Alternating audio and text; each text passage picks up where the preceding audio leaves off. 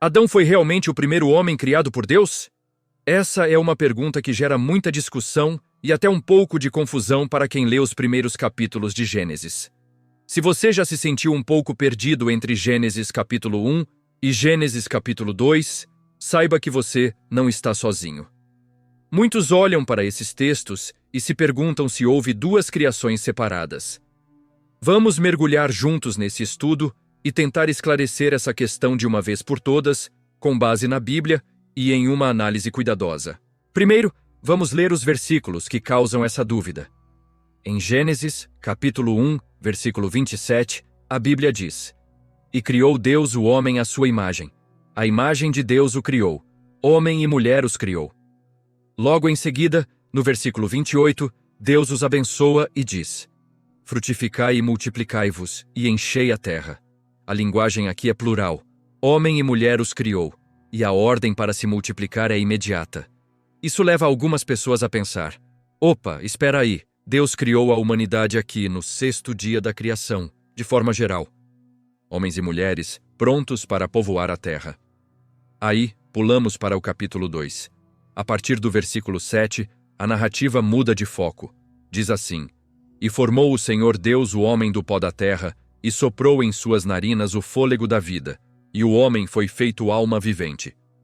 E logo depois, no versículo 8, "E plantou o Senhor Deus um jardim no Éden, do lado oriental, e pôs ali o homem que tinha formado."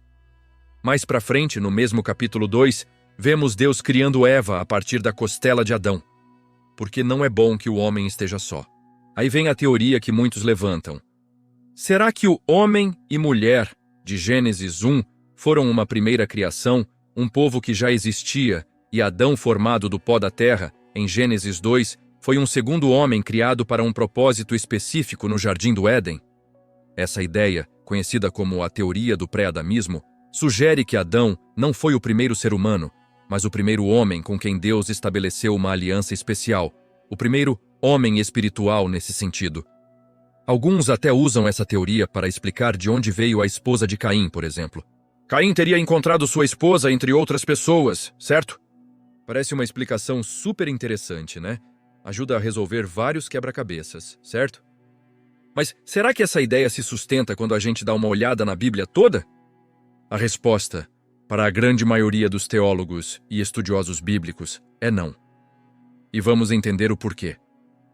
A forma mais aceita e coerente de interpretar esses dois capítulos não é como duas histórias de criação separadas e cronologicamente distintas, mas como duas perspectivas diferentes sobre o mesmo evento. Imagina um filme que mostra uma batalha épica de longe, com um exército enorme em ação, tudo em câmera lenta. A câmera, então, faz um zoom e foca em um soldado em particular, trazendo toda a batalha pela visão dele. Você consegue sentir cada detalhe e emoção, né? Gênesis capítulo 1 é tipo a visão geral da criação, sabe? É como uma lente bem ampla que mostra tudo. Ele nos apresenta um resumo incrível e super organizado da obra de Deus em 7 dias, mostrando tudo de maneira clara e acessível. A criação do ser humano no 6º dia é o auge da história. Deus cria o universo, a vida, e por fim, o ser humano, homem e mulher, como a coroa da sua criação. É uma declaração de o que Deus fez.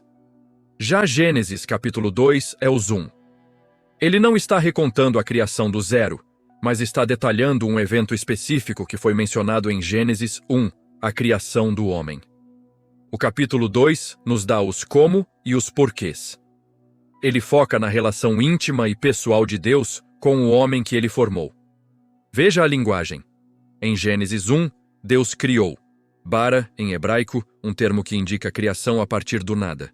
Em Gênesis 2, Deus formou, yatsar em hebraico, como um oleiro que molda o barro. É uma imagem muito mais pessoal e detalhada. Então Gênesis 1 nos diz que Deus criou o homem e a mulher. Gênesis 2 nos diz como ele os criou. Primeiro Adão, do pó, e depois Eva, da costela de Adão. As duas narrativas não se contradizem, elas se complementam. Uma é o resumo, a outra é o detalhe. Mas a prova mais forte de que Adão foi, de fato, o primeiro homem, não vem apenas de Gênesis, mas de todo o restante da Bíblia. O Novo Testamento é claríssimo sobre isso. Vamos ver o que o apóstolo Paulo diz. Em 1 Coríntios, capítulo 15, versículo 45, ele escreve: Assim está também escrito: O primeiro homem, Adão, foi feito em alma vivente. O último Adão, em espírito vivificante. Paulo chama Adão de o primeiro homem, não um dos primeiros, mas os primeiro. Essa comparação é fundamental para a teologia cristã, pois ele contrasta Adão por quem o pecado entrou no mundo, com Cristo, o último Adão, por quem veio a salvação. Se Adão não fosse o primeiro homem, o cabeça de toda a raça humana, essa analogia perderia todo o seu poder e significado.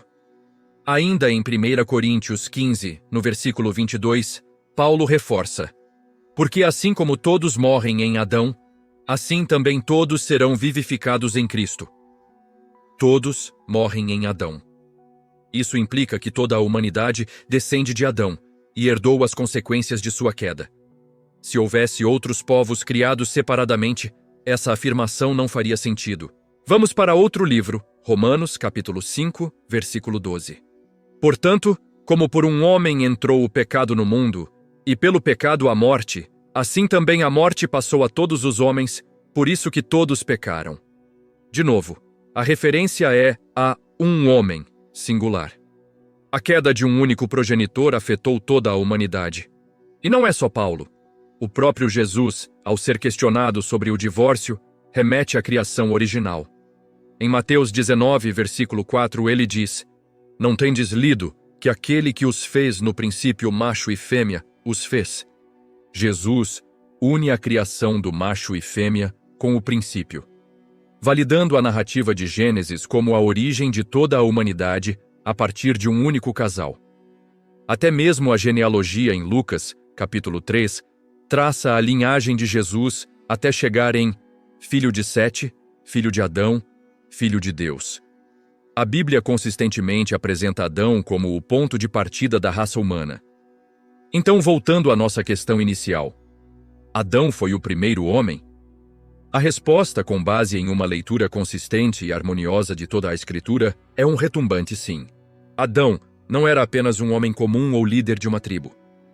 Ele foi o primeiro homem, o pai de todos nós. Gênesis 1 mostra como tudo foi criado, enquanto Gênesis 2 revela os detalhes sobre a formação de Adão e Eva, os nossos primeiros ancestrais. Entender isso é crucial. Não é apenas uma questão de curiosidade acadêmica. Isso impacta diretamente nossa compreensão do pecado, da salvação e do plano de Deus para a humanidade. A história da Bíblia é a história da redenção de uma humanidade que caiu em pecado através de seu primeiro representante, Adão, e é salva através de um novo representante, Jesus Cristo, o último Adão. A história começa com uma árvore no jardim e termina com a árvore da vida na Nova Jerusalém. E tudo isso está conectado pela linhagem que começa com um único homem, Adão. Estudar a Bíblia é fascinante, não é? Cada detalhe se encaixa para formar uma imagem maior e mais bonita do amor e do plano de Deus para nós. É por isso que é tão importante não só ler versículos isolados, mas entender o contexto e como tudo se conecta. A verdade da Bíblia é um tesouro que se revela quando a gente busca com a mente aberta e o coração disposto a aprender. E nós amamos fazer isso, mergulhar na palavra para descobrir essas verdades. Se você também tem essa paixão por entender mais sobre a Bíblia, se você quer aprofundar seu conhecimento e fortalecer sua fé diariamente, eu tenho um convite especial para você. Nós temos um grupo de devocionais diários, onde compartilhamos estudos, reflexões e oramos juntos. É um espaço para crescermos em comunidade. Se você quer fazer parte e receber o link do nosso grupo, é muito simples. Basta deixar aqui nos comentários a palavra oração. Apenas a palavra oração. E eu pessoalmente vou te enviar o link para você se juntar a nós. Muito obrigado por assistir até aqui, por dedicar seu tempo para estudar a palavra comigo. Espero que essa reflexão tenha esclarecido suas dúvidas e fortalecido sua fé na soberania e na sabedoria de Deus. Não se esqueça de deixar seu comentário e de se inscrever no canal para não perder nossos próximos estudos. Que Deus te abençoe grandemente e até a próxima.